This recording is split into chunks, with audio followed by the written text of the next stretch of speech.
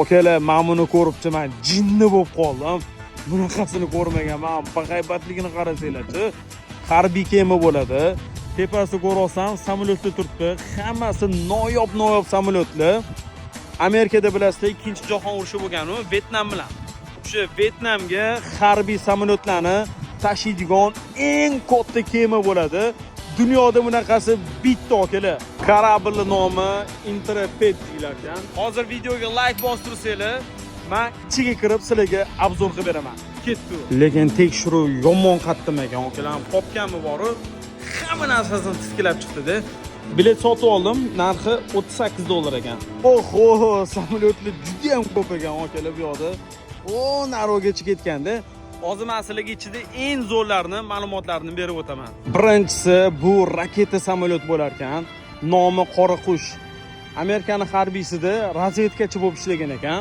Mana tepadan ko'rinishi, tezligi bor-u, shunaqa tez bo'lgan ekanki, даже aniq samolyotlar raketasini otadi-yu, o'zidan tez uchib boradi-yu. Mana shu raketalar ham mana shu samolyotga umuman yetib bora olmagan ekan bor-u. Akalar, bu maket emas, rostakazim samolyot turibdi. İkinci samolyotimizning nomi F-14 Tomcat bo'ladi. 1970-yilda ishga tushirilgan ekan. Men raketalarni ko'rasam, fishka joyi mana shu bombasi bo'lgan ekanda.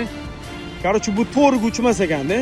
Dushman samolyotlarini quylab borib, portlatib yo'q qo'yar ekan. Uchinchi samolyotimiz F-16 bo'ladi. 1983-yil ishga tushirilgan ekanda. Raketalarni ko'rasam, ochishi bu ishi yerga raketa otarkan, tagidan bomba tashirganda, ana raketalarni ham ko'ringlar. Короче, akalar, buni bitta bombasi yerga tushganda ham portlab o'zidan zahar ham chiqarar ekan. Bu F-8 bo'ladi. Mana qaranglar.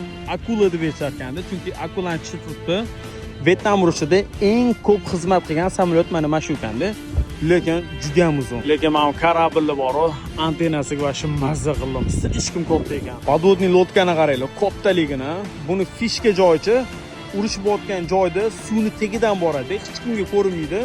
Suvni tagidan mana shu katta raketasini uchirib, короче, yo'q qo'rar ekan bor-ku. Lekin men mazza qildim akalar. Video yoqqan bo'lsa, bitta like bosib qo'ying aka. Bu videoni yaqinda ham jo'natib qo'yinglar, ko'rib mazza qilishsin.